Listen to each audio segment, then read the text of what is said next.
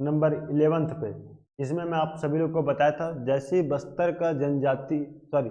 का जो शासन है काकतीय वंश, वो खत्म होगा और काकतीय वंश में जितना भी विद्रोह हुआ है उन सारे विद्रोह के बारे में मैं आप सभी को पढ़ाऊंगा। उसके बाद मैं मध्यकालीन हिस्ट्री में आगे बढ़ूंगा। ठीक, जनजाति विद्रोह को पढ़ना हमारे लिए इसलिए इंपॉर्टेंट है क्योंकि हर साल यहाँ से 1 से 2 प्रश्न पूछे जाते हैं, है ना। इसलिए आपको हर एक जनजाति विद्रोह को ध्यान से समझते हुए चलना है। ठीक है, क्लास स्टार्ट करने से पहले कुछ 2-4 बातें करेंगे, उसके बाद हम क्लास स्टार्ट करेंगे। ठीक, यहाँ पे एक बच्चा है आशुतोष महोबिया। आशुतोष महोबिया नाम के बच्चे ने पूछा कि पूरा क्लास देख लिया पर टीचर का नाम पता नहीं चला, पढ़ाने के लिए थैंक यू। ठीक है आशुतोष महोबिया जी, आपको हम अपना नाम बता देते हैं। प्यार से तो हमें कोई कुछ बुलाता है नहीं अभी तक, लेकिन फिर भी हमको सब लोग गीतेश्वर वर्मा बोलते हैं। ठीक, गीतेश्वर वर्मा, वर्मा मेरा सरनेम है, गीतेश्वर वर्मा मेरा ओरिजिनल नाम है। और जनरली शॉर्ट में काफ़ी टाइम से लेके लगभग 12th क्लास से लेके सारे लोग मुझे केवल एक ही नाम से पुकारते हैं, वो है स्वामी सर। ठीक, तो आप चाहे तो मुझे गीतेश्वर वर्मा भी बोल सकते हैं, चाहे तो स्वामी सर भी बोल सकते हैं। ठीक है आशुतोष महोबिया जी, आपका सवाल का जवाब आशा करता हूँ आपको मिल गया होगा। ठीक, अब हम स्टार्ट करेंगे क्वेश्चन, हल्बा विद्रोह के नेतृत्वकर्ता कौन थे। ये विद्रोह का नेतृत्वकर्ता को आप छोड़िए और हम स्टार्ट करते हैं सीधा क्लास। उसके बाद हम हर एक विद्रोह से लेकर के क्वेश्चन करेंगे और हर एक क्वेश्चन से आपको बहुत ही ज़्यादा हेल्प मिलने वाला है। ठीक, प्रैक्टिस करते हुए चलिएगा और मेरे साथ पढ़ते हुए चलिएगा। सबसे पहले हम पढ़ेंगे हल्बा विद्रोह। ठीक, हल्बा विद्रोह कब हुआ था सर? तो ये हुआ था 1774 से लेकर के 1777 ईस्वी तक। ठीक, क्यों हुआ था गुरुजी? ये भी बता देता हूँ भाई क्यों हुआ था। ये इसलिए हुआ था क्योंकि 2 शासक थे। जो बच्चे हमारे इस क्लास में फर्स्ट टाइम जो देख रहा है वो सबसे पहले जाके काकतीय वंश का दोनों चैप्टर देख लो, तब जाके आपको हर एक विद्रोह के बारे में डिटेल आपको पता चलेगा। ठीक, हल्बा विद्रोह के पीछे कारण यह था कि बस्तर के राजगद्दी पे कौन बैठेगा। उस समय जो शासक था, जो योग्य शासक था, है ना, कह सकते हैं ये बाहुबली है एक प्रकार से, यही वो योग्य शासक है। इसका नाम है अजमेर सिंह। अजमेर सिंह और इसका भाई दरियादेव के बीच में राजगद्दी को लेकर लड़ाई होता है। योग्य शासक था केवल अजमेर सिंह, और अजमेर सिंह की सेना में ज्यादातर लोग थे हल्बा जनजाति।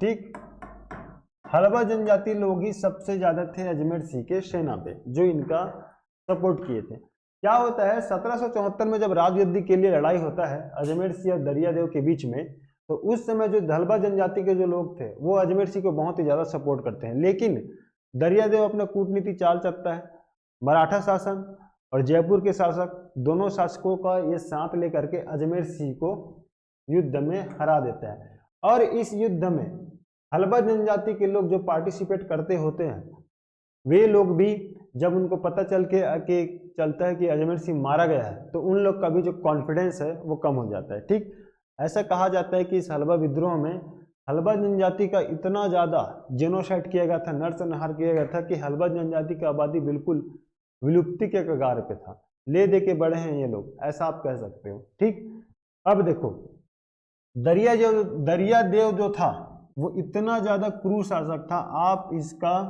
अनुमान इस शब्द से लगाइए, ताड़ झोंकनी। क्या शब्द बोल रहा हूं मैं? ताड़ झोंकनी। क्या होता है सर जी ये ताड़ झोंकनी? इसको मैं आगे बताता हूँ। सपोज दैट ये पेड़ है ताड़ का। किसका? ताड़ का। देखो मेरा पेंटिंग उतना अच्छा है नहीं, बस आप समझ लीजिए कि ये ताड़ का पेड़ है। ठीक, नीचे पे सुला देंगे कोई भी हल्बा जनजाति की एक आदमी को। ठीक, दरियादेव खड़ा है बगल में और ये बोलेगा आप सारे लोग अजमेर सिंह का साथ दिए थे। ठीक, साथ दिए थे तो ठीक है, इसका मतलब सीधी सीधी सी बात है कि आप मेरे विद्रोह में हो, है ना, मैं आप लोग को सजा देता हूँ। ये जो ताड़ का पेड़ दिख रहा है ना आपको, इसको मैं काट रहा हूँ और आप नीचे लेटे रहो। है आप में हिम्मत तो इसको हाथ से ऐसे रोक दो।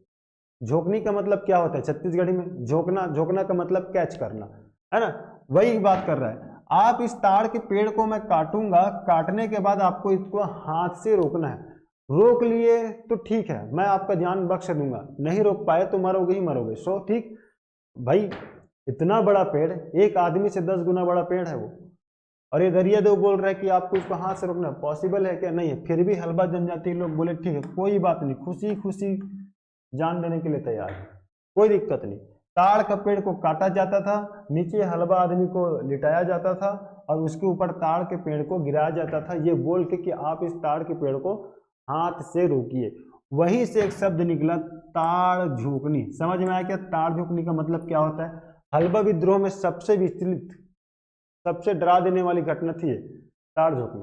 ताड़ झोंकनी आप ये ऐसा कह सकते हो कि ताड़ झोंकनी सिस्टम इस विद्रोह में अपनाया गया था, तो था हलबा विद्रोह। हलबा विद्रोह में कौन से जनजाति की प्रधानता थी? हलबा जनजाति की, ठीक। और हलबा विद्रोह के नेतृत्वकर्ता कौन थे? अजमेर सिंह। इतना चीज आपको हलबा विद्रोह के बारे में पढ़ना है, ठीक। दमन करते थे आपका ये दरियादेव जी। इतना चीज आपको समझ में आया क्या? हाँ ठीक।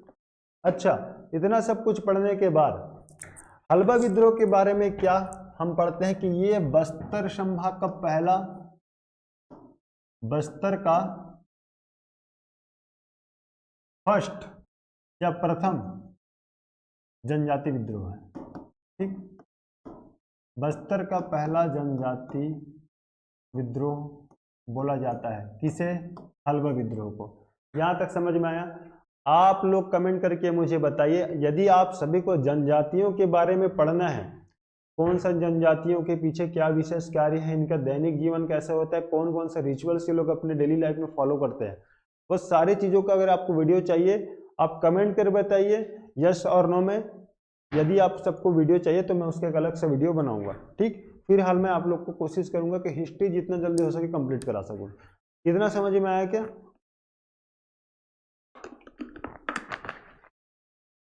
कि हलबा विद्रोह के नेतृत्व करता थे अजमेर सिंह। बस्तर का प्रथम विद्रोह कहा जाता है इसे। कौन से जनजाति इसमें सबसे ज्यादा बढ़ चढ़ के भाग लिए थे? तो हलबा जनजाति।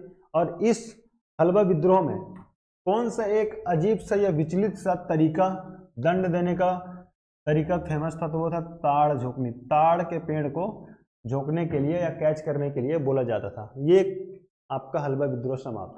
किसके शासनकाल में? अजमेर सिंह के शासनकाल में, ठीक। बस्तर संभाग, माफ कीजिए। इतना समझ में आया कि आपको, ठीक। अब हम पढ़ेंगे दरियादेव के बारे में। दरियादेव के बारे में तो पढ़ा चुका हूं, है ना। दरियादेव 1774 से लेकर के 1800 ईस्वी तक, ठीक। क्या होता है यहाँ पे समझो ध्यान से। क्या होता है, एक अंग्रेज आता है, अंग्रेज का नाम है मिस्टर जे टी ब्लंट। अंग्रेज लोग का सबसे घटिया आदत ये था, ये किसी भी क्षेत्र में अगर सर्वे करने के लिए निकल गए, तो बाबू ध्यान से सुनो, सर्वे करने के लिए निकल गए इसका मतलब ये नहीं कि बस घूम फिर के पिकनिक मना के वापस आ जाएगा। सर्वे करेगा, देखेगा यहाँ पे जियोग्राफिकली कंडीशन कैसा है, यहाँ का प्राकृतिक धरोहर कैसा है, यहाँ के मिट्टी में कोई खनिज पाया जाता है क्या, यहाँ का पेड़ पौधा कोई हमारे जरूरत के लिए उपयोगी है क्या। यदि उपयोगी है तो वहाँ उस क्षेत्र पे ये जो अंग्रेज लोग हैं वो अटैक करेंगे। अटैक करने के बाद वहाँ के राजा को मनाएंगे और बोलेंगे आपके क्षेत्र में जितना भी प्राकृतिक संसाधन है ना वो हमको ठेके में दीजिए, और हम उस ठेके में ले करके वहाँ के जितने भी पेड़ पौधे खनिज संपदा है सारे का हम यूज करेंगे। इस बात इतने उस समय के आदिवासियों का आप दिमाग सोचिए, वो लोग इतना ज़्यादा जागरूक हो चुके थे। हम लोग बोलते हैं कि आदिवासी अनपढ़ होते, नहीं भाई साहब, पढ़े लिखे लोग से ज़्यादा जागरूक है आदिवासी लोग। समझ में आया? ये कब की बात कर रहा हूँ मैं? 1795 की बात। तब तो हम जन्म भी नहीं लिए थे। 1795 में जेटी ब्लंट क्या करता है, ये कहता है कि ये जो छत्तीसगढ़ का, ये छत्तीसगढ़ है, ठीक। छत्तीसगढ़ का जो कांकेर वाला जो क्षेत्र है वहां पे ये पहुंच जाता है कौन? Jetty blunt. कांकेर, नारायणपुर और कोंडागांव, ठीक। यहां से एक नदी आती है इंद्रावती, और इधर से नासिक से आ रहा है गोदावरी नदी। ये जो क्षेत्र है बीजापुर वाला, ये है भोपालपट्टनम। यहीं पे इंद्रावती और गोदावरी नदी का संगम होता है। कांकेर पे पहुंच गया कौन? जे.टी. ब्लंट। और जे.टी. ब्लंट बोलता है कि मुझे पूरा बस्तर संभाग का सर्वे करना है। सर्वे किस लिए करना है? लूटने के लिए। और किस लिए आएंगे बेईमान लोग? लूटने के लिए आएंगे, ठीक। लेकिन बस्तर के आदिवासी लोग बोलते कि हम कुछ भी हो जाए, इस जे.टी. ब्लंट को हम बस्तर में इंटर करने नहीं देंगे। हालांकि कांकेर में इंटर करता है वो, 17 दिनों तक बस्तर के आसपास घूमता है ये अंग्रेज, 17 दिनों तक घूमता है, बावजूद इसको इंटर करने नहीं दे रहे होते हैं कांकेर और नारायणपुर वाले क्षेत्र से, ठीक। ये सोचते हैं कि क्यों ना मैं नदी की तरफ से चला जाऊं और बंदूक लेके जाता हूं, हो सकता होगा मेरे विरोध में ये लोग दब जाए, लेकिन नहीं भाई साहब। भोपालपट्टनम के पास मिस्टर जे.टी. ब्लंट पहुंचता है और जैसे ही पहुंचता है, यहाँ के जो आदिवासी लोग होते हैं तीर भाला धनुष इनका बहुत ज्यादा विरोध करते हैं कि हम आपको इंटर करने नहीं देंगे। उसी को, चूंकि ये जो संघर्ष है ये बीजापुर के भोपालपट्टनम वाले क्षेत्र में होता है, इसीलिए इसको भोपालपट्टनम विद्रोह के नाम से जाना जाता है। आप समझ में आया क्या? भोपालपट्टनम विद्रोह कब हो रहा है? 1795 ईस्वी में। शासक कौन है इस समय? दरियादेव। मिस्टर जे.टी. ब्लंट के कारण उसके प्रवेश में रोकने के लिए भोपालपट्टनम विद्रोह होता है। इतना चीज आपको समझ में आया क्या? ठीक। भोपालपट्टनम विद्रोह किसके शासनकाल में हो रहा है? दरियादेव का शासनकाल में। कौन अंग्रेज आ रहा है? अंग्रेज का नाम मिस्टर जे.टी. ब्लंट। कब आ रहा है? 1795 ईस्वी में। यहां तक किसी कोई दिक्कत नहीं होना चाहिए, है ना। अब हम पढ़ेंगे आगे। इतना चीज आपको समझ में आया भोपालपट्टनम विद्रोह के बारे में। दरियादेव के शासनकाल में दो विशेष काम होता है। पहला भोपालपट्टनम का विद्रोह, दूसरा 6 अप्रैल 1778 को कोटपाड़ की संधि। ये सारी चीजें मैं कोटपाड़ की संधि के बारे में मैं पहले आपको बता चुका हूँ, वो आप जाके हमारा फर्स्ट वीडियो देखिए, नहीं देखे होंगे तो, ठीक। अब हम पढ़ेंगे परलकोट विद्रोह के बारे में, ठीक है भाई साहब। परलकोट,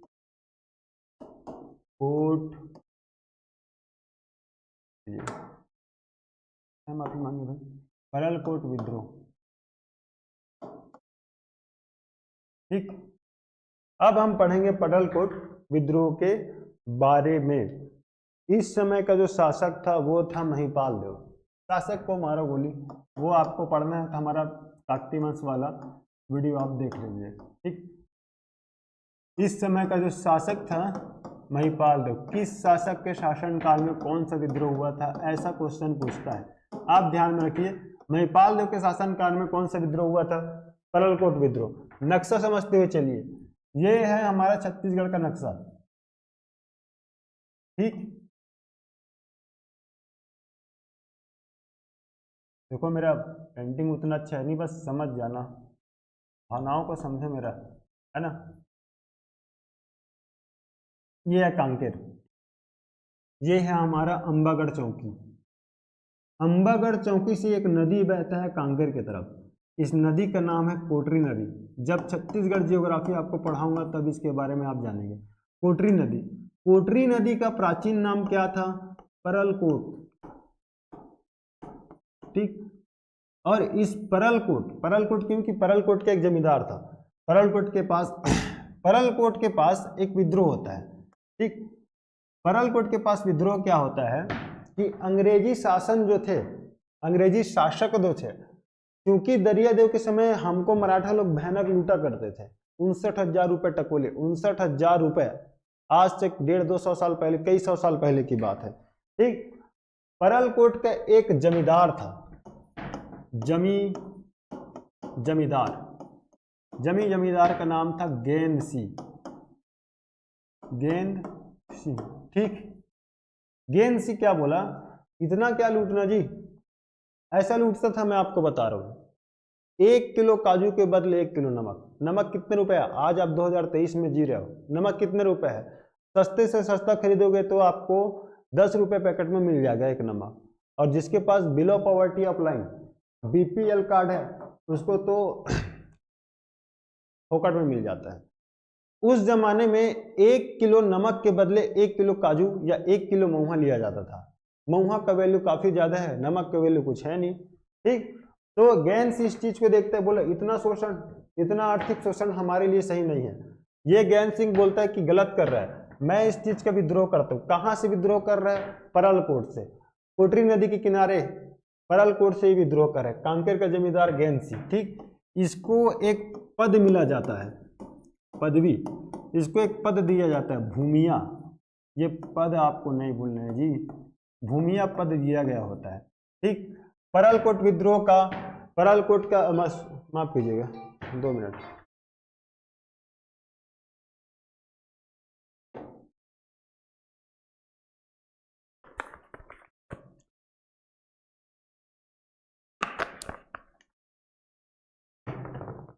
एक मिनट बस। हेलो हेलो, हाँ प्रणाम, यही राजनांदगांव में? नहीं, अभी ऑफिस में हूँ। मैं भी हाफ एन आवर में छूट जाऊँ, आधा से 1 घंटा। हाँ बताओ, कौन से का चीज़,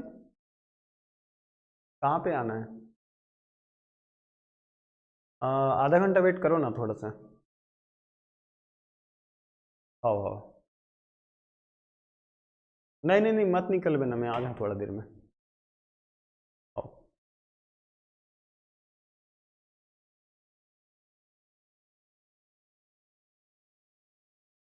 सॉरी, वो थोड़ा सा कॉल आ गया था, इंपॉर्टेंट कॉल था भैया का।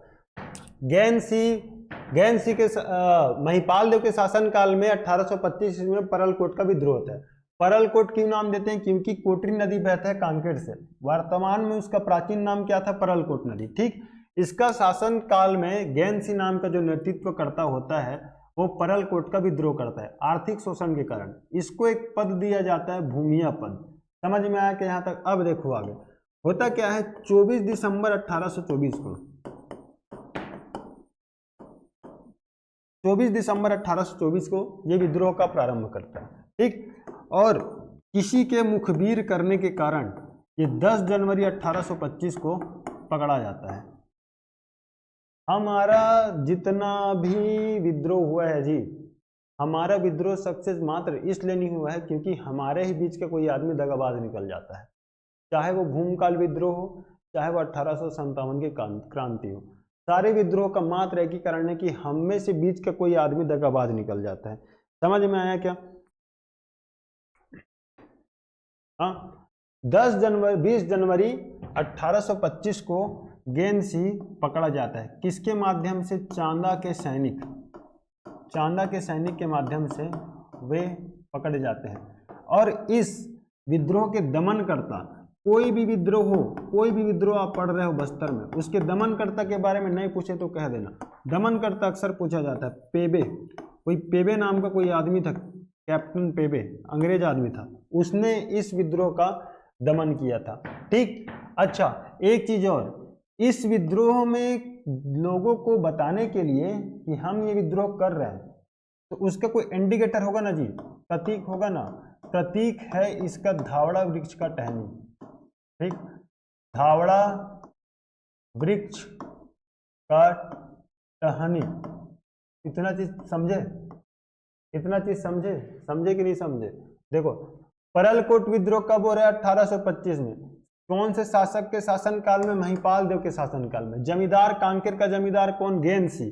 गैनसी को पदवी दिया गया था भूमिया का, ये मत भूलिएगा। ठीक, 24 दिसंबर 1824 को आर्थिक शोषण के कारण ये गैनसी एक विद्रोह करता है जिसको हम जानते हैं परलकोट विद्रोह के नाम से। ठीक, 20 जनवरी 1825 को कोई व्यक्ति मुखबिर कर देता है और ये आदमी पकड़ा जाता है।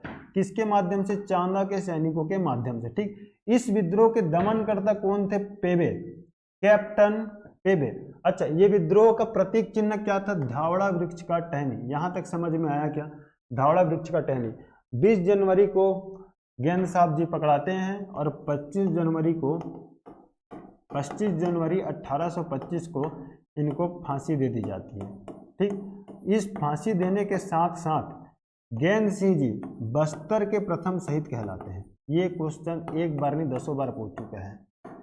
बस्तर के प्रथम शहीद का नाम क्या है? बस्तर के प्रथम शहीद के नाम है ज्ञान सिंह जी। उनका पदवी का नाम है भूमिया। कहाँ पे हुआ था? परलकोट में। परलकोट किस लिए? क्योंकि कोटरी नदी के किनारे बसा है कांकेर, और उस कोटरी नदी का प्राचीन नाम क्या था? परलकोट। यहाँ तक कि किसी कोई दिक्कत होना भी नहीं चाहिए। चलो अब हम आगे पढ़ते हैं तारापुर विद्रोह के बारे में।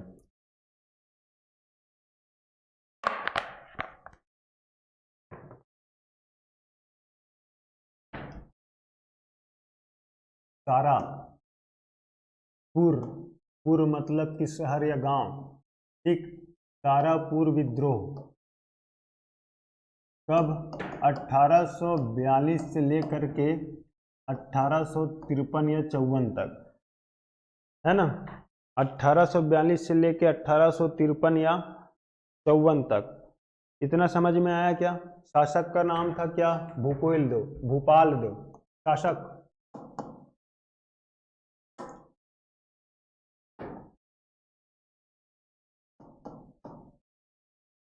शासक का नाम क्या?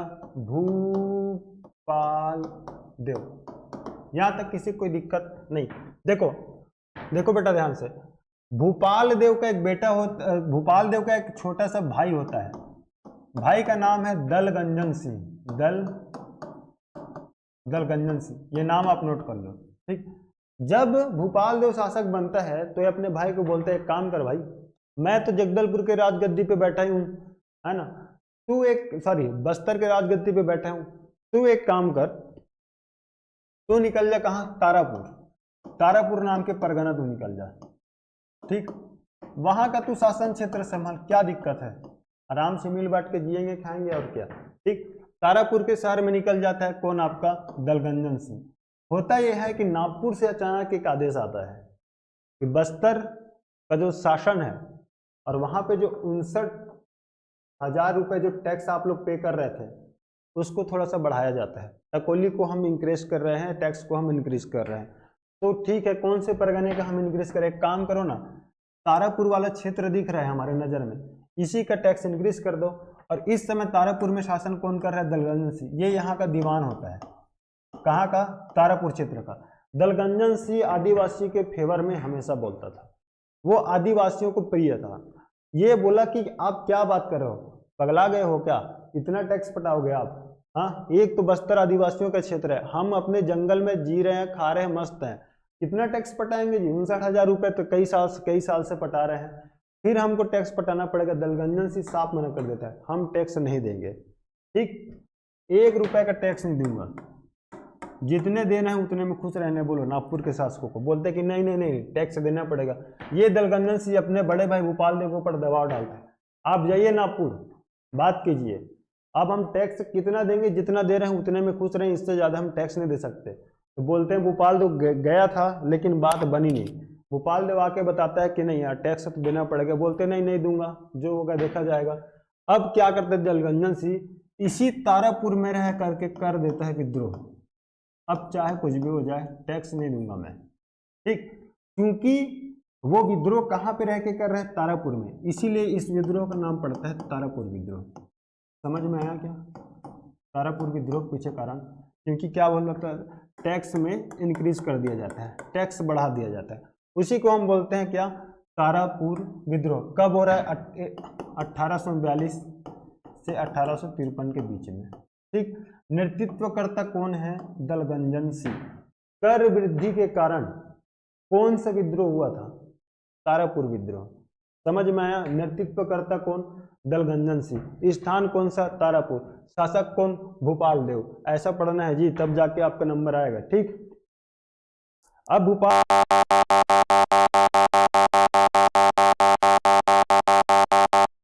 फेमस मुरिया विद्रोह, ठीक, 1842 से लेके 1863। अच्छा, 42 में हम क्या जोड़े थे? वो 63 हो जाएगा, तो 21 जोड़ेंगे तो 63 हो जाएगा, ठीक। ये 21 वर्ष आप ध्यान में रखिए, ठीक। मुरिया विद्रोह शासन किसका था? शासन उस समय था भूपाल देव का। भूपाल देव। श्रीमान जी इस चीज को आप पढ़िए ध्यान से। अंग्रेज लोग क्या करते थे, बस्तर के राजनीति में हस्तक्षेप करने के लिए उस समय का जो शासक था, सारे शासकों को वो लोग डिस्टर्ब करते थे। तुमने ऐसा नहीं किया, आपने वैसा नहीं किया, हम ये चाहते थे आपने ये कर दिया, ताकि उन लोग को ये साबित कर सके कि आप योग्य शासक नहीं हो। आप एक काम करो, अपना पूरा साम्राज्य पूरे ब्रिटिश शासन को दे दो, हम ही लोग हैं जो ठीक ठाक ऑपरेट कर सकते हैं। इसी बात को लेकर के बस्तर का जो उस समय का जो ब्रिटिश शासक थे, वो लोग क्या बोले, हमारे जो शासक था भूपाल देव, उसके ऊपर एक ब्लेम लगा देते हैं, दोष आरोपित कर देते हैं। क्या? दंतेश्वरी मंदिर जो है, दंतेश्वरी मंदिर, इस दंतेश्वरी मंदिर में नरबलि का प्रथा प्रचलित है। ठीक, जबकि भूपाल देव के शासनकाल में ऐसा माना जाता है कि नरबलि प्रथा बंद हो गया था, ऐसा माना जाता है ना, मैं श्योर नहीं हूं इस बात को लेके, हो सकता होगा बंद हो गया होगा। दंतेश्वरी मंदिर में नरबलि की प्रथा प्रचलित था। अंग्रेजों ने यह क्लेम किया, भूपाल देव ने बोला कि नहीं नहीं नहीं जी, आप गलत फहमी हो, अब बस्तर के दंतेश्वरी मंदिर में किसी भी प्रकार का नरबलि का प्रथा नहीं हुआ जाता। तो ठीक है, नहीं हुआ जाता तो एक काम करते हैं ना, हम आपकी बात को क्यों माने, चेक कर लेते हैं। तो क्या हुआ, उस समय के जो अंग्रेज अधिकारी थे वो लोग अरब से सैनिक मंगवाए, अरब से सैनिक बुलवाए। ठीक, मुसलमान सैनिक थे सारे। ठीक, और इस दंतेश्वरी मंदिर के चारों तरफ इन सैनिकों को लगा देते हैं प्रोटेक्ट के लिए। ना कोई अब अंदर जाएगा, ना कोई अंदर आएगा, अंदर से कोई बाहर, ना कोई बाहर से अंदर, मात्र एक आदमी जाएगा। कौन? उस एक आदमी का नाम क्या है? श्याम सुंदर जिया। श्याम सुंदर जिया।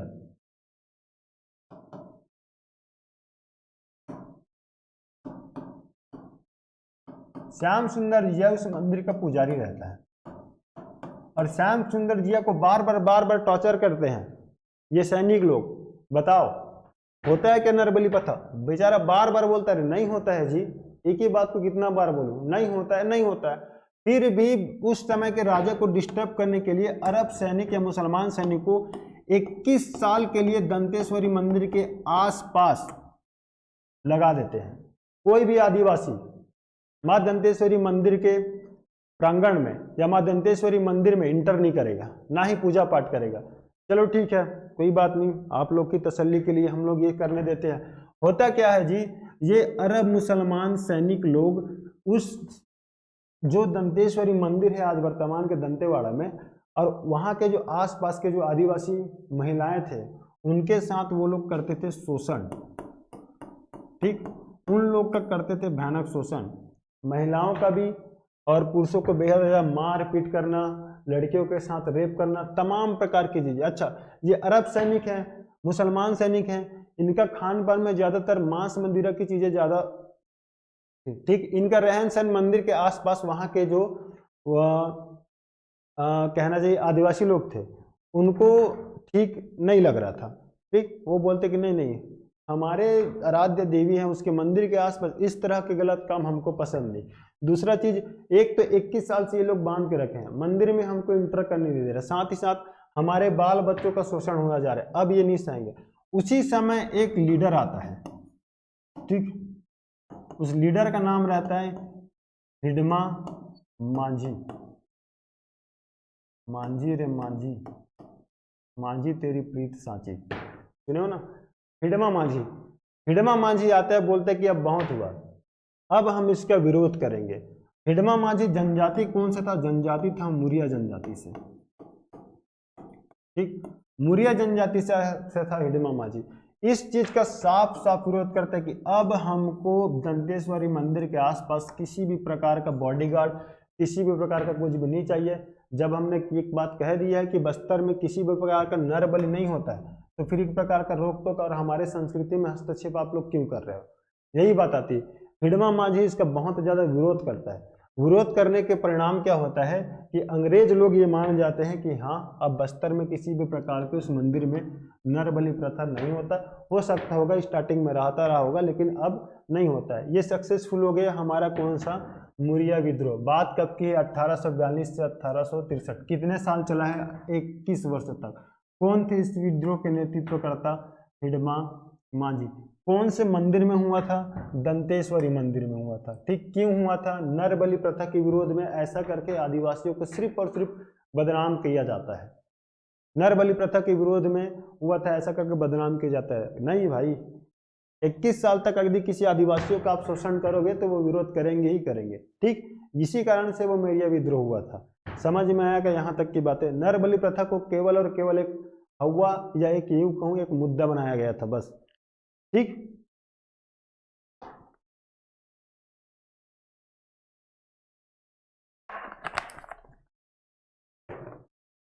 एक क्वेश्चन आपको पूछेगा ऐसा, जब नरबलि प्रथा का विद्रोह किया जा रहा था या इस मुरिया विद्रोह किया जा रहा था, उस समय दंतेश्वरी मंदिर का पुजारी का क्या नाम था, श्याम सुंदर जिया। ठीक, अच्छा, यहां पे ये प्रथा रेगुलेट हो रहा है कि नहीं, इस बात का पता करने के लिए अंग्रेज लोग एक ब्रिटिशर्स अधिकारी भेजते हैं, उसका नाम रहता है मैकफर्सन। मैकफर्सन ये इस बात का जांच करता है, पुष्टि करता है कि दंतेश्वरी मंदिर में नरबलि प्रथा नहीं हो रहा है। यहां तक कि किसी को कोई दिक्कत, जांच करता कौन था, मुरिया विद्रोह में का जब नरबलि प्रथा नहीं हो रहा है उसका कौन, मैकफर्सन। ठीक, किसके शासनकाल में ये सारी चीजें हो रही है, भोपाल देव के शासनकाल में। यहां तक किसी को कोई दिक्कत। नरबलि प्रथा के विशेष जनजाति जो पार्टिसिपेट किया था, नाम क्या है उनका, मुरिया जनजाति। यहां तक आपको पढ़ना है जी, डिटेल से आपको पढ़ना है, कोई भी चीज आपको भूलना नहीं है। ठीक है,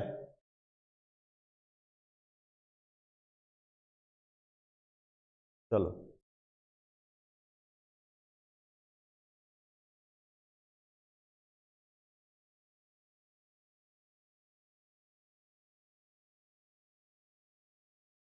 ठीक।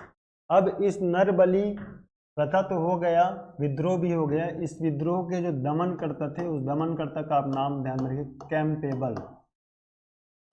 ये इस विद्रोह के दमन करता थे। नरबलि प्रथा के या सॉरी मुरिया विद्रोह के दमन करता कौन थे, कैंपेबल। इतना चीज बस आपको पढ़ना है इस मुरिया विद्रोह को लेकर के। ठीक,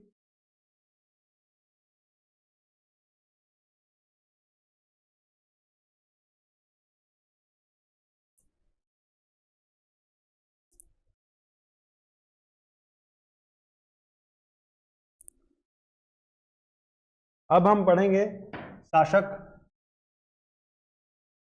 भैरम देव के शासन काल में कौन कौन सा विद्रोह होता है, उसके बारे में हम पढ़ेंगे। ठीक है,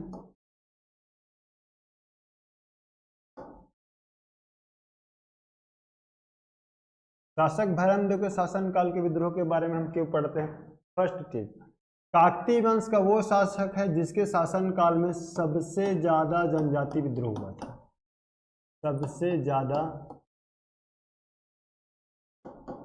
जनजाति विद्रोह हुआ था इसके शासनकाल में, भैरमदेव के शासनकाल में। कितने जनजाति विद्रोह, कुल 4 जनजाति विद्रोह हुआ था इसके शासनकाल में। ठीक, कौन कौन सा जनजाति विद्रोह हुआ है उसको लाइन से हम पढ़ते हुए चलते हैं। 1 मिनट 2 मिनट थोड़ा सा ये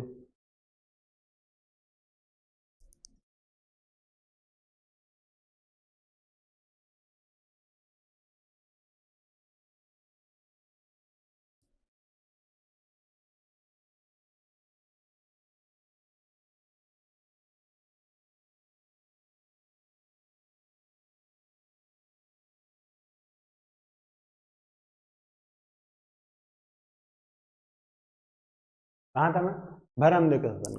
भैरवदेव के शासनकाल में, भैरमदेव के शासनकाल में मुख्यतः 4 जनजाति विद्रोह होता है। फर्स्ट विद्रोह होता है लिंगा विद्रोह। लिंगागिरी विद्रोह, ठीक। दूसरा होता है कोई विद्रोह,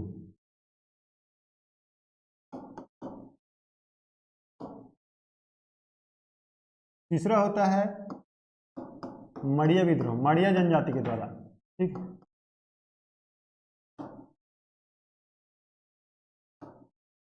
चौथा होता है रानी चोरिस का विद्रोह, ठीक। इतना चीज समझ में आएगा। कुल ऐसे करके 4 विद्रोह इसके शासनकाल में हमको पढ़ने। अच्छा एक चीज और, मैं यहाँ पे आपको मौर्य विद्रोह बोल दिया था क्या? ये मौर्य विद्रोह आप प्लीज इसको ठीक कर लीजिएगा, ये मौर्य नहीं है, असल में ये मेरिया विद्रोह है ना, मेरिया विद्रोह। जिस बच्चे का बलि दिया जाना होता था दंतेश्वरी मंदिर में, उसके लिए एक टर्म्स यूज करते थे मेरिया, ठीक। वही इसलिए इस विद्रोह का नाम पड़ा मेरिया विद्रोह, ठीक। अब हम आगे बढ़ सकते हैं, ठीक है, ठीक। रानी चोरिस का विद्रोह, लिंगागिरी का विद्रोह, मड़िया विद्रोह या मौर्य विद्रोह और कोई विद्रोह, इतना चीज के बारे में हमको पढ़ना है। सबसे पहले हम पढ़ेंगे लिंगागिरी विद्रोह के बारे में। आखिर क्यों हुआ था लिंगागिरी विद्रोह, कारण क्या है लिंगागिरी विद्रोह होने के पीछे, ठीक।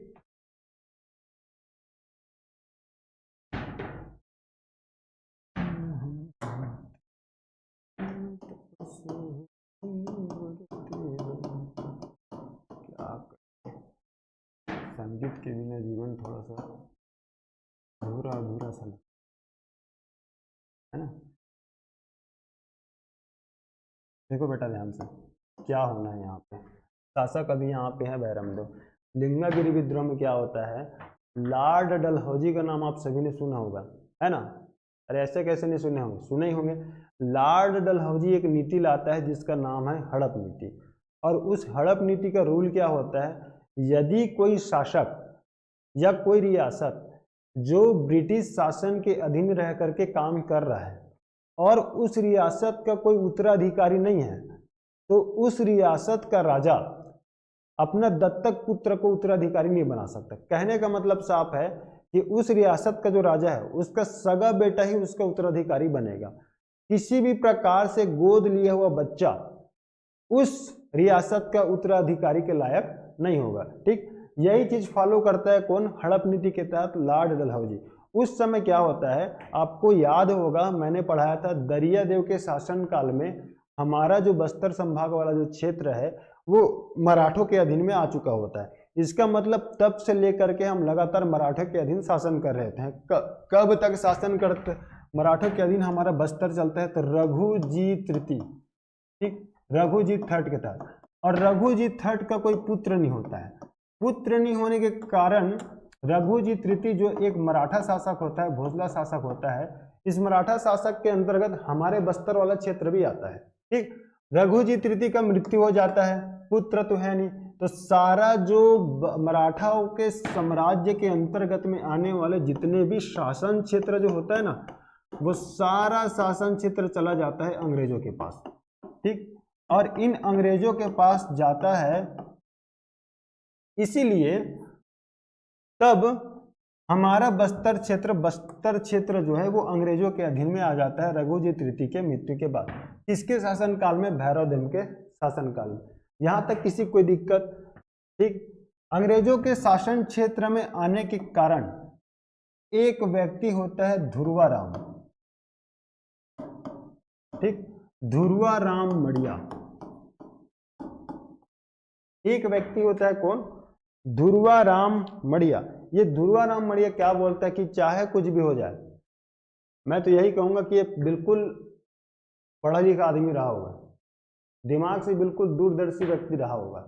ये समझ गया था अब हम लोग अंग्रेजों के अंदर में शासन करेंगे, सॉरी अब हमारा जो बस्तर है वो अंग्रेजों के अधीन आ चुका है। इसका मतलब साफ है बस्तर के एकदम भयानक गजब तरीके से लूटपाट होने वाला है। ध्रुवाराम मड़िया क्या बोलता है, ये बोलता है कि हमको अंग्रेजों का जो अधीनता है वो स्वीकार नहीं है, हमारा जो बस्तर का जो क्षेत्र है उसको हम अंग्रेजों के अधीन में नहीं दे सकते। ये एक स्थान होता है लिंगागिरी, ठीक, लिंगागिरी नाम का एक स्थान होता है, यहां पर ये विद्रोह कर देता है। किस लिए विद्रोह करता है कि हमको अंग्रेजी शासन हुकूमत नहीं चाहिए, ठीक, अंग्रेजी हुकूमत नहीं चाहिए और ब्रिटिशर्स को विद्रोह करते हैं। कहाँ से? लिंगागिरी से। इसलिए इस विद्रोह का नाम पड़ता है लिंगागिरी विद्रोह। समझ में आया कि यहाँ तक? नेतृत्व करता है या इसका लीडरशिप कौन कर रहा है? तो वो है आपका ध्रुवाराम मांडिया। यहाँ तक किसी कोई दिक्कत? ठीक। कब हुआ था ये? तो ये हुआ था 1856 में, ठीक। ध्रुवाराम मांडिया को पकड़ा जाता है, इस विद्रोह का दमन किया जाता है और ध्रुवाराम मांडिया को दे दिया जाता है फांसी, ठीक। ध्रुवाराम मांडिया को फांसी देने के साथ साथ ये बस्तर का 2 नंबर का शहीद कहलाता है। समझ में आया? बस्तर का दूसरा शहीद कौन है? हमारे ध्रुवाराम मांडिया जी। किस विद्रोह के तहत उसको फांसी दिया गया था? लिंगागिरी विद्रोह के तहत। यहां तक कि किसी कोई तकलीफ? ठीक, इतना चीज आपको समझ में आया होगा, है ना जी।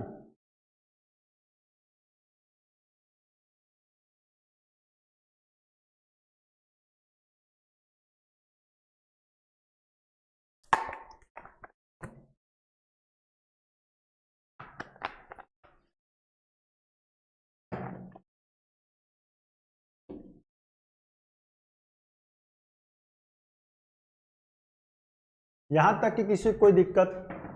ठीक। बस्तर का प्रथम विद्रोह, बस्तर का प्रथम शहीद किसको कहते हैं हम? गेंद सिंह को। पद उनका था भूमिया, गेंद सिंह जमींदार कांकेर का, ठीक। और उसे बस्तर का हम प्रथम विद्रोह कहते हैं, प्रथम शहीद कहते हैं, परलकोट जो विद्रोह किया था। सेकंड जो शहीद है उसका नाम है, बस्तर का दूसरे नंबर का शहीद हम कहते हैं ध्रुवाराम मांडिया जी को, लिंगागिरी विद्रोह के तहत। अब हम पढ़ते हैं कोई विद्रोह। कोई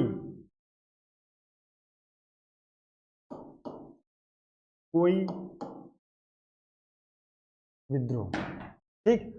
हम पढ़ेंगे अब कोई विद्रोह के बारे में। 1859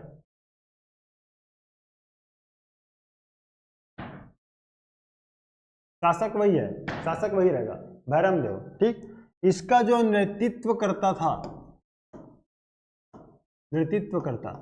उसका नाम था नांगुल दोरला।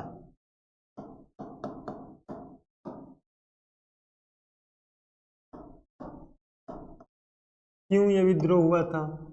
उद्देश्य क्या था? साल वृक्ष के कटाई के कारण। साल वृक्ष के कटाई के कारण। देखिए, बस्तर के जो आदिवासी लोग हैं ना, वो अपने प्राकृतिक से बेहद प्रेम करते हैं और उनका हर एक रिचुअल, हर एक परंपरा कहीं ना कहीं प्राकृतिक से जुड़ा हुआ है, ठीक। आप जैसे उत्तर छत्तीसगढ़ चले जाएंगे कि उराव जनजाति को लोग एक पर्व मनाते हैं सरहुल, और वो साल वृक्ष के नीचे पूजा पाठ करते हैं। उनका जो हर एक रिचुअल है कहीं ना कहीं उनके नेचर से संबंधित है। तो साल वृक्ष के नीचे क्या होता है? साल वृक्ष को, बस्तर का जो साल वृक्ष है वो आप पढ़े होंगे खुरसेल घाटी के बारे में। छत्तीसगढ़ का सबसे बेस्ट किस्म का यदि आपको साल कहीं मिलेगा तो आपको मिलेगा बस्तर में। अब उसके कटाई का ठेका दे दिया जाता है, तो सारा का सारा कटाई का ठेका, इतना सारा पेड़ काटा जा रहा होता है कि ये चीज को नांगुल दोरला देख नहीं पाता, और नांगुल दोरला बोलता है कि नहीं नहीं नहीं, हम इस बात का पूर्णता विद्रोह करते हैं, हम यहाँ से बस्तर से एक भी पेड़ को काटने नहीं देंगे, ठीक। और नारा देता है। नारा क्या देता है? एक साल वृक्ष के पीछे एक सर। ये है एक साल वृक्ष के पीछे एक सर। ये नारा आप ध्यान में रखिए, एक सर। अगर आप एक भी साल पेड़ को काटते हो तो उसके पीछे हम किसी भी पेड़ काटने वाले लकड़हारा का हम सर काट देंगे। ये नारा है किसका? कोई विद्रोह का। साल वृक्ष के कटाई के कारण इसका विद्रोह किया गया था, ठीक। ये विद्रोह जब हुआ, नांगुल दोरला ने जब किया, तो इस विद्रोह के दमन करते थे कैप्टन ग्लासफोर्ड। कैप्टन ग्लासफोर्ड इस विद्रोह के दमन करते थे। साल वृक्ष का हुआ, कोई विद्रोह कब हुआ था? 1859 में। लीडरशिप कौन कर रहे थे या नेतृत्व कौन कर रहा था? नांगुल दोरला। उद्देश्य क्या था? साल वृक्ष के कटाई के कारण ये जो आंदोलन या विद्रोह किया गया था। नारा क्या था? एक साल वृक्ष पीछे एक सर, ठीक, दमन करते थे कैप्टन ग्लासफोर्ड। अच्छा ठीक, इस साल विद्रोह को और कोई नाम दिया गया है क्या साहित्यकारों इतिहासकारों के माध्यम से? तो एक और नाम दिया गया है, चिपको आंदोलन। ठीक, आदिवासियों के माध्यम से जो साल वृक्ष के कटाई के पीछे जो विद्रोह किया गया था उसको एक और दूसरा मतलब उपनाम या किससे तुलना किया गया है, किस आंदोलन से तुलना किया गया है? तो चिपको आंदोलन से इसका तुलना किया गया है। ठीक है जी, यहां तक की कोई दिक्कत नहीं होगा आशा करता हूं।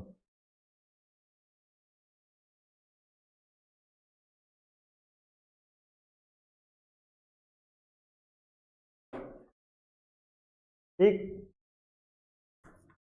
बस्तर में जो ठेकेदारी प्रथा था लकड़ी काटने वाला, उसके विरोध में ये कोई विद्रोह हुआ था। ठीक, अब हम नेक्स्ट पढ़ते हैं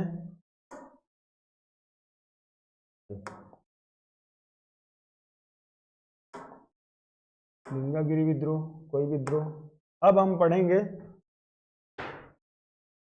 मुड़िया विद्रोह।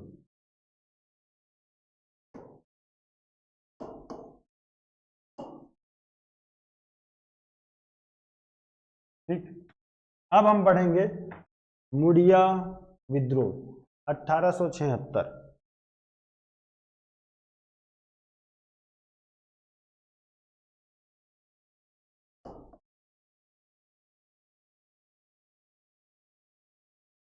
मुड़िया विद्रोह, ठीक, 1876। ये मुड़िया विद्रोह होता क्यों है? इस समय का जो शासक होता है राजा भैरम देव, ये एक बार जा रहा होता है मुंबई प्रिंस ऑफ वेल्स को सलामी देने। ये अंग्रेजों का सिर्फ एक चाल था। जिस समय मुड़िया विद्रोह होने जाना था उस समय का जो दीवान था, दीवान का नाम है गोपीनाथ कड़पदार।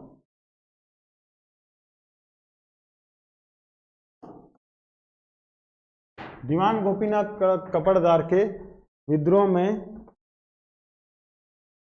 ये हुआ था। दीवान गोपीनाथ कड़पदार का विद्रोह करना था वहां के आदिवासियों को। ठीक है,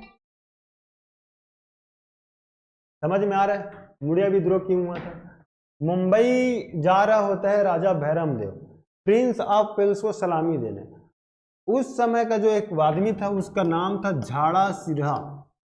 ये नाम आप रट लो, झाड़ा सिरहा। झाड़ा सिरहा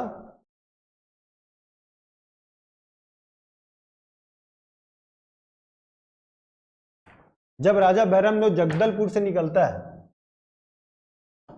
है ना, जगदलपुर से निकलेगा, जगदलपुर से ठीक 10 किलोमीटर गया होता है दूर, मंगेरा नाम के एक जगह पे, मलेंगा या मंगेरा नाम की जगह पे। ठीक, वहां पे इसको सारे आदिवासी लोग रोक देते हैं और बोलते हैं राजा जी अगर आप मुंबई गए तो ये जो दीवान गोपीनाथ कड़पदार है वो हमको कहीं का नहीं छोड़ेगा। एक तो ऑलरेडी इसके कारण हम बहुत ज्यादा परेशान हैं, आप हो तो थोड़ा बहुत दबाव डाल देते हो ठीक है, आप नहीं रहोगे तो एक खुद ऐसा मानो हमको हमारे ऊपर एक शासक के टाइप से बिहेवियर करेगा और हमारे ऊपर बहुत ही ज्यादा अत्याचार करेगा, आप मत जाइए।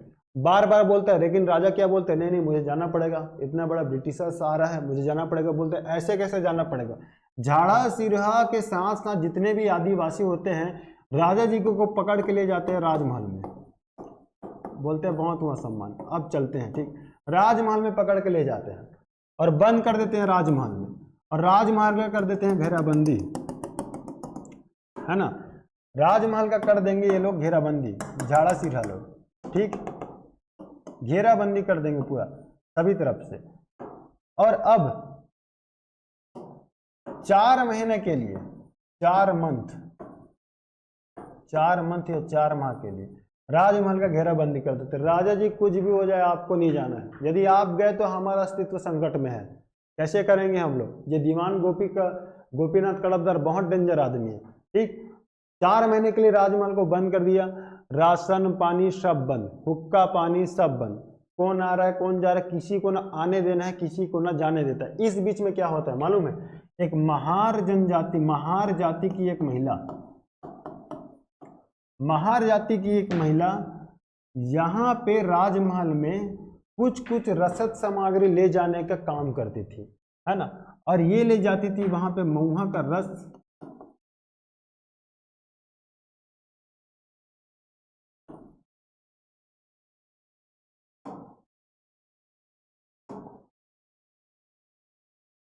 महुआ का रस हो गया, बस्तर का जो पेय पदार्थ है, लांदा हो गया, महुआ का रस हो गया, सल्फी हो गया, ये सब ले जाने का काम करती थी। वो 4 महीने से केवल यही काम कर रही थी। ठीक, राजा जी बड़ा दिक्कत में था। एक तो ये लोग मेरे को जाने दिए, चलो ठीक है, मैंने गया, मेरे को राजमहल में बंद कर दिया, बंद कर दिया, ठीक है, खाना पीना थोड़ा सा मुझे भी तो ध्यान देना पड़ेगा ना। झाड़ा सीरा बोलता है कि नहीं नहीं, आपको जाना नहीं है। कब तक नहीं जाना? जब तक ये दीवान गोपीनाथ कड़पदार को आप उसके पद से नहीं हटवा दोगे अंग्रेजों से बात करके, तब तक आपको हम राजमहल से बाहर निकलने नहीं देंगे। ठीक, इसलिए विद्रोह होता है। विद्रोह का नेतृत्व करता कौन है? झाड़ा सीरा। अब देखो ध्यान से, आज का जो आप बस्तर दशहरा तो देख रहे हो ना, बस्तर दशहरा में एक विशेष रिचुअल फॉलो किया जाता है। जोगी बिठाई का कार्यक्रम आप सभी ने सुना है क्या? बिल्कुल सुना होगा। ठीक, जोगी बिठाई का कार्यक्रम किस भवन में होता है जी?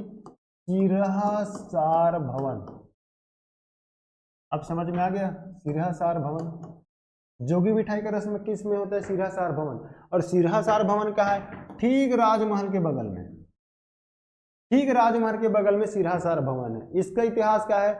जब झाड़ा सिरहा पूरा राजमहल का घेराबंदी किया होता है, तो आदिवासी लोग इस झाड़ा सिरहा को रहने के लिए एक छोटा सा सिरहा झोपड़ी बनवाते हैं। ठीक, राजमहल के ठीक बगल में, वहीं आगे चल के सिरहा सार भवन कहलाता है, जहां पे जोगी बिठाई का रस्म होता है। बनाया किसके लिए होता है? झाड़ा सिरहा के लिए। ठीक, अब देखो, महार जाति की महिला 4 महीने से कुछ ना कुछ लाने ले जाने का काम कर रही है। ठीक, अब राजा जी बोलते हैं, देखो यार, यदि इस तरह से घेराबंदी हुआ तो फिर हमारा बचना मुश्किल है। एक काम करते हैं, क्यों ना मैसेज भेजा जाए अंग्रेजों के पास। लेकिन बोलते हैं ठीक है जी, मैसेज भेजोगे, अच्छी बात है, अच्छी नहीं बहुत अच्छी बात है, आप मैसेज भेजोगे, वहां से सैनिक सहायता आएगा और इस विद्रोह का दमन करेगा। लेकिन मैसेज भेजोगे कैसे? सारे लोग तो पूरा घेराबंदी करके रखे हैं, आदिवासी लोग, वो भी 4 महीने से, ना किसी को अंदर आने दे रहे हैं, ना किसी को बाहर जाने दे रहा है। कौन सा जाति की महिला सिर्फ अंदर आ रही है, बाहर जा रही है? महार जाति की। क्या लेके? वो भी सेल्फी। तो ये लोग दिमाग लगाते हैं। ठीक, रख लेते हैं एक मटका, एक मटका, ये मटका है ना, इस मटके में पूरा भरा हुआ है सल्फी। इस महार जाति की महिला को कहती है, देखो आओगे जाओगे सारी चीजें चेक होगा। ठीक, हम क्या करते हैं, इस मटके के अंदर में मोम का एक बड़ा सा परत चढ़ा देते हैं, है ना, और यहाँ पे हम एक खत डाल देते हैं। ठीक, एक खत डाल देते हैं, और आपको इस खत को करने हैं पोस्ट। हमारा बाहर कोई एक सहयोगी होगा, उसको आप दे देना, वो अंग्रेजों को पोस्ट कर देंगे। समझ में आया क्या? अब ये महार जाति की महिला थोड़ा सा डेयर दिखाती है और कहती है कि ठीक है राजा जी, आप बोलते हो तो मैं चली जाती हूँ। महार जाति की महिला सल्फी का मटका लेके जाती है राजमहल पे, और उस सल्फी को पूरा खाली करती है। ठीक, मटके के अंदर में डालता है मोम का बड़ा सा लेयर, और उस मोम के लेयर के नीचे दबा होता है पोस्ट, जिसमें ये सारी घटना जो ये हुआ है ना, 4 महीने से घेराबंदी, तमाम प्रकार की चीजें, वो सारी बातें उसमें लिखा होता है। और बोलता है कि आप लोग हमको सैन्य सहायता प्रदान कीजिए। अंग्रेजों को ऐसा बोलता है कौन? उस समय का शासक जो था धर्मदेव। ठीक, जीता हुआ बाजी है ये झाड़ा सिरहा जी, मात्र अपना नैतिकता के कारण हार जाता है ये बेचारा। ठीक, ये पोस्ट लेके चली गई, वहां से खबर लेके चली गई, पोस्ट कर देती है, अंग्रेजों को ये बात पता चल जाता है। तुरंत जयपुर उड़ीसा से सैनिक सहायता भेजा जाता है। ठीक, सैन्य सहायता भेजा जाता है, और अचानक झाड़ा सिरहा और उनके सैनिकों पर आक्रमण किया जाता है। वो दिन कब का था मालूम है? वो दिन था 2 मार्च 1876 का।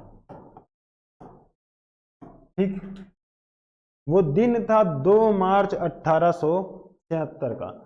2 मार्च 1876 इसलिए बोल रहा हूं जी, 2 मार्च 1876 को जब अंग्रेज सैनिक झाड़ा सिरहा के सैनिकों के ऊपर अटैक करते हैं, तो इस दिन को काला दिवस के रूप में मनाया जाता है।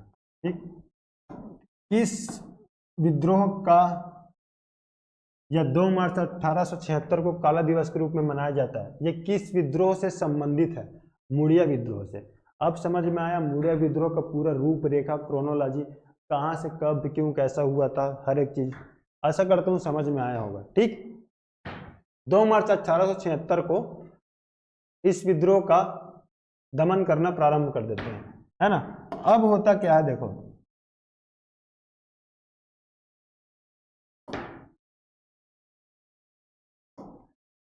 कौन से जनजाति के लोग कर रहे हैं? माड़िया या मुरिया जनजाति के लोग। ठीक, मुरिया जनजाति के लोग। ये जो 2 मार्च 1876 को अंग्रेज सैनिक लोग आते हैं, इसका जो दमन करता, सॉरी, इसका जो नेतृत्व करता था अंग्रेज सैनिकों के, उसका नाम था मैकजॉर्ज। ये नाम मत भूलिएगा, मैकजॉर्ज। मैकजॉर्ज इन सैनिकों के साथ आता है। झाड़ासीरा को मेरे ख्याल से में भी मार दिया जाता है वहां पे। ठीक, इस विद्रोह का दमन किया जाता है। और चूंकि इस विद्रोह में मुरिया जनजाति के लोग पार्टिसिपेट किए होते हैं, तो उनके असंतोष को दूर करने के लिए मैकजॉर्ज 8 मार्च 1876 को एक बैठक बुलाता है। 8 मार्च 1876, ध्यान में रखिए, 8 मार्च 1876 को मैकजॉर्ज एक बैठक बुलाएगा। वो बैठक का क्या नाम होता है? मुरिया दरबार। सबसे पहली बार मुरिया दरबार कब बुलाया गया था? 8 मार्च 1876 को। किसके शासनकाल में? भैरमदेव के शासनकाल में। कौन था मुरिया दरबार को बुलाने वाला? मैकजॉर्ज। आदिवासियों और मैकजॉर्ज के बीच में समझौता होता है। दीवान गोपीनाथ कड़पदार को वहां से हटाया जाता है, एक नया दीवान नियुक्त किया जाता है। ठीक, लेकिन मैकजॉर्ज अपने डायरी में एक बहुत अच्छा बात लिखा होता है, झाड़ासीरा मात्र इस कारण से हार जाता है क्योंकि वो नैतिकतावादी व्यक्ति होता है।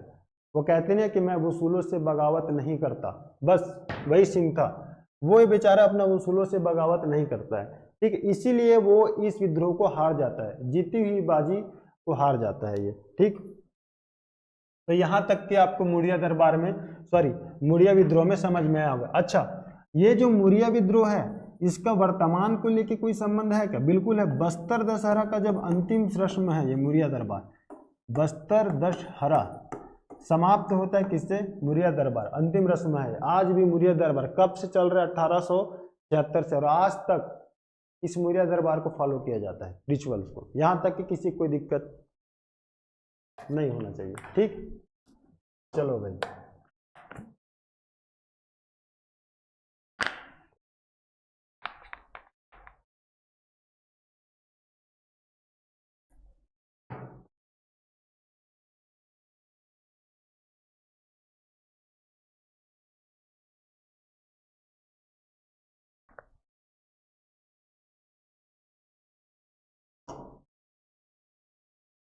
अच्छा, ये जो मुरिया विद्रोह है ना, इसका एक चीज आप ध्यान लीजिए, इसका प्रतीक ध्यान में रखिए। इसका प्रतीक है आम वृक्ष का टहनी।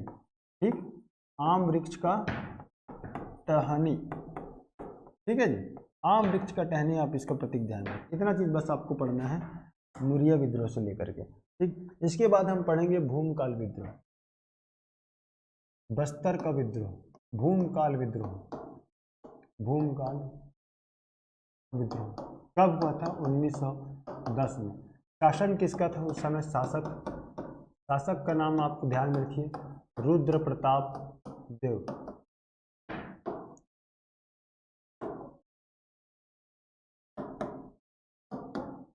रुद्र प्रताप देव या सेंट ऑफ जेरूसलम, क्या करोगे, गजब को उपाधि दिया था, सेंट ऑफ जेरूसलम। शासन का कब है? 1910। क्या होता है जी भूमकाल विद्रोह में? इसको आप समझिए, भूमकाल विद्रोह का नेतृत्व करता था गुंडाधुर।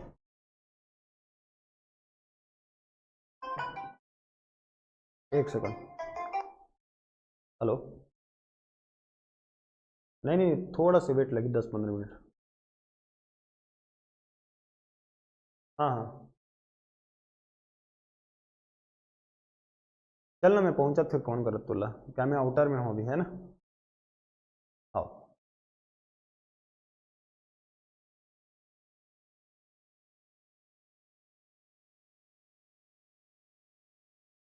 ठीक, भूमकाल विद्रोह के जो नेतृत्व करता थे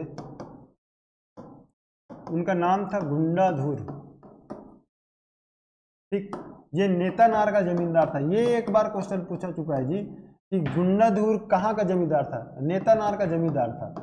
ठीक, और राजमाता जो थी उस समय काकतीय वंश की, वे सारे लोग जो थे राजा और राजमाता लोग, सारे लोग गुंडाधुर को ये बोल दिया गया था कि आप विद्रोह कीजिए, सेना को इकट्ठा कीजिए और अंग्रेजों से बस्तर को मुक्त करना है। ठीक, ये बस्तर का विद्रोह भी कहलाता है। भूमकाल विद्रोह को हम बस्तर का विद्रोह भी कहते हैं।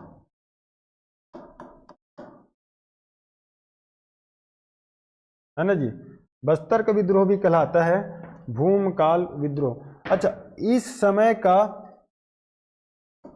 नारा क्या था? नारा था बस्तर वासियों का है।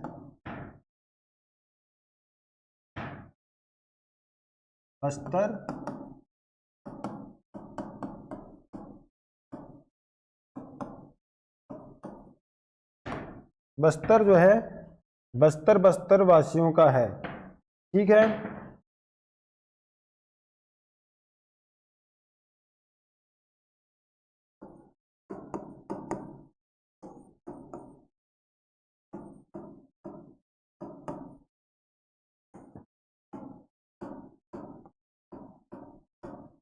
भूमकाल विद्रोह का प्रारंभ होता है पुष्पाल बाजार से। ठीक, देखिए भूमकाल विद्रोह के शासनकाल में शासक कौन? रुद्र प्रताप देव। नेतृत्व करता कौन? गुंडाधुर।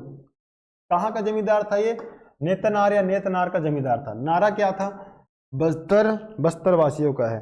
ठीक, इतना चीज आपको समझ में आया क्या? ठीक है, और इसके बाद इसका जो प्रारंभ हुआ था वो पुष्पाल बाजार से हुआ था। ठीक है जी। अच्छा, इसका जो प्रतीक चिन्ह है आप ध्यान में रखिए। प्रतीक चिन्ह, जितना भी विद्रोह हम पढ़े हैं उसमें कुछ ना कुछ प्रतीक चिन्ह रहा है। उसका प्रतीक चिन्ह है लाल मिर्च और आम की टहनी। लाल मिर्च और आम की टहनी,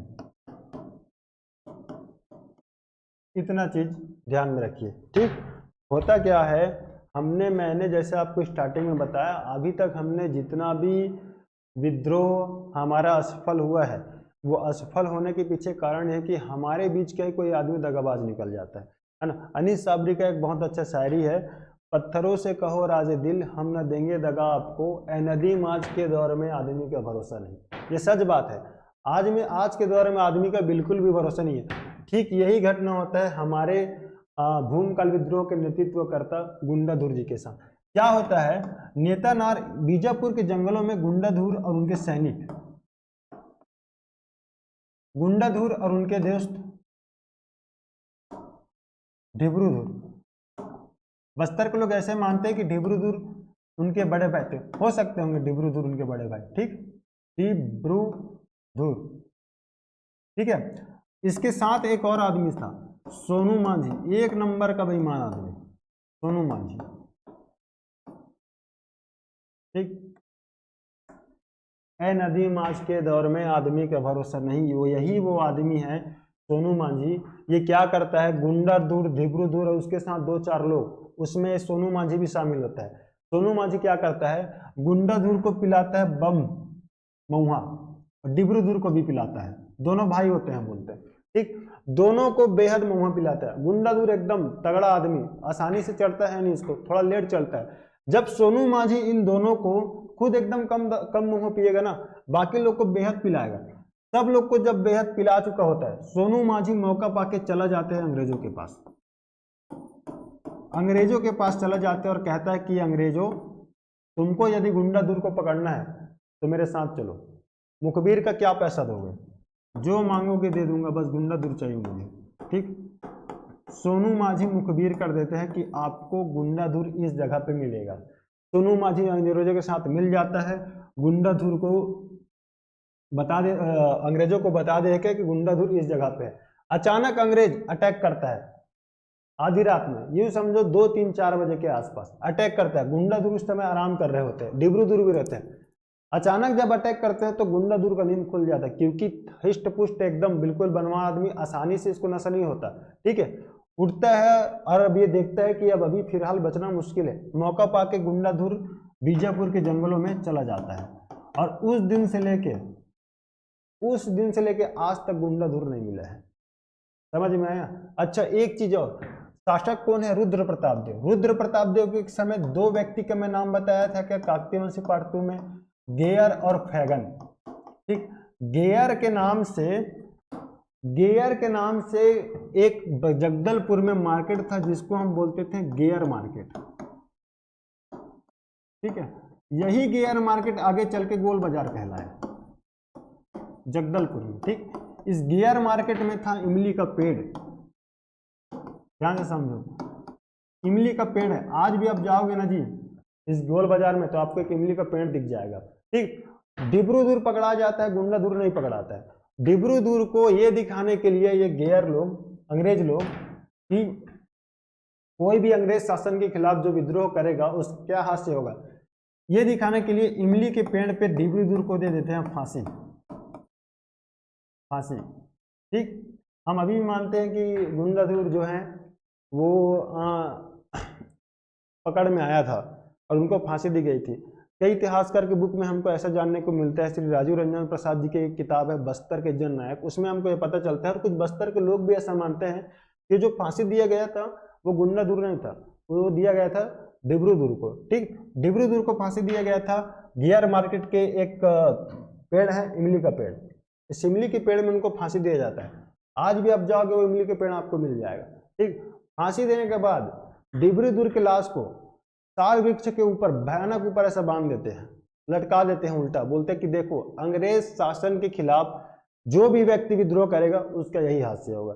इस तरह से मौत हुआ था हमारे वीर शहीद डिब्रूदूर। कौन किया था यहाँ पे बेईमानी? सोनू मांझी। ये नाम ध्यान में रख लो, सोनू मांझी। यही वो बेईमान व्यक्ति था जो मुखबिर किया था गुंडाधुर और डिब्रूदूर का। ठीक, ये होता है हमारा भूमकाल विद्रोह समाप्त। भूमकाल विद्रोह पूरा तरह से सफल हो जाता अगर ये कमीना, अगर ये बेईमान मुखबिर नहीं करता तो, सोनू मांझी। यहां तक समझ में आया क्या? ठीक,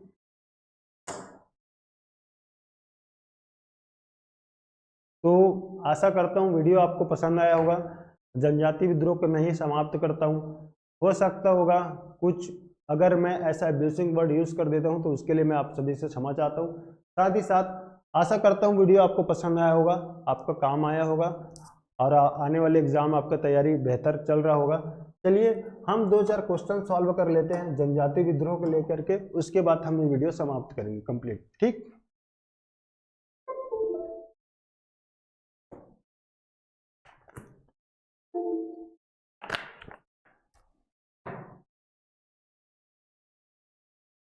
हलबा विद्रोह के नेतृत्व करता थे अजमेर सिंह, बताया था शासकों के राजगद्दी के लिए लड़ाई होता है।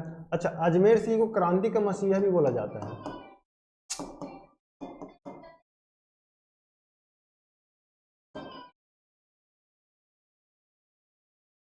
हेलो सर, चल रहा है अभी कंटिन्यू क्लास।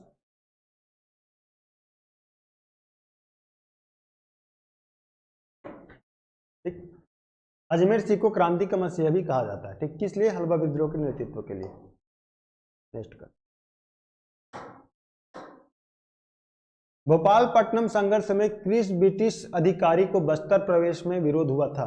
वो थे मिस्टर J.T. ब्लंट। 1795 ईस्वी, आप ध्यान में रखिए, इसको अंतरहीन करने देते बस्तर में। ठीक, J.T. ब्लंट। परलकोट के नेता गैन सिंह को कौन सा पदवी दी गई थी? मैं बताया था भूमिया राजा का पदवी दिया गया था। Saint of Jerusalem, Rudra Pratap Dev को सेंट ऑफ जेरूसलेम का उपाधि दिया गया था। ठीक, और भूमिया राजा का पदवी का उपाधि दिया गया था गैन सिंह को।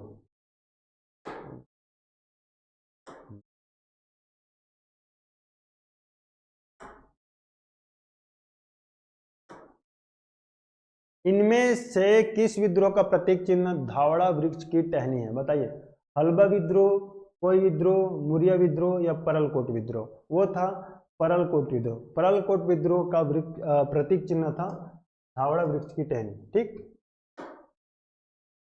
नरबली प्रथा के विरोध में कौन सा विद्रोह हुआ था? वो विद्रोह हुआ था मेरिया विद्रोह। जिस बच्चे का बलि देना है उसको मेरिया के नाम से संबोधित किया जाता था। ठीक।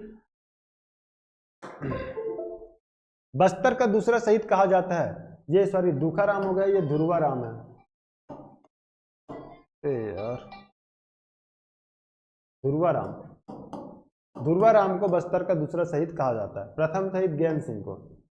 साल वृक्ष की कटाई रोकने हैं तो बस्तर में कौन सा विद्रोह हुआ था? वो हुआ था कोई विद्रोह। साल वृक्ष की कटाई, एक साल वृक्ष के पीछे एक सर। ठीक, नांगुल दोर्रा के नेतृत्व में। मुरिया विद्रोह का प्रतीक चिन्ह था, ये आप मुझे कमेंट करके बताइए। मुरिया विद्रोह में काला दिवस की तारीख क्या है? ये भी आप मुझे कमेंट करके बताइए। ठीक। भूमकाल विद्रोह का आरंभ कहां से हुआ था? पुष्पपाल बाजार से। एकदम मोस्ट फेमस क्वेश्चन है, क्वेश्चन बनता है यहां से। भूमकाल विद्रोह के समय तत्कालिक दीवान कौन थे? वो दीवान थे बैजनाथ पंडा जी। ठीक। गुंडाधुर का मुखबिरी किसने किया था? सोनू मांझी। मत भूलना ये नाम, चाहे कुछ भी हो जाए।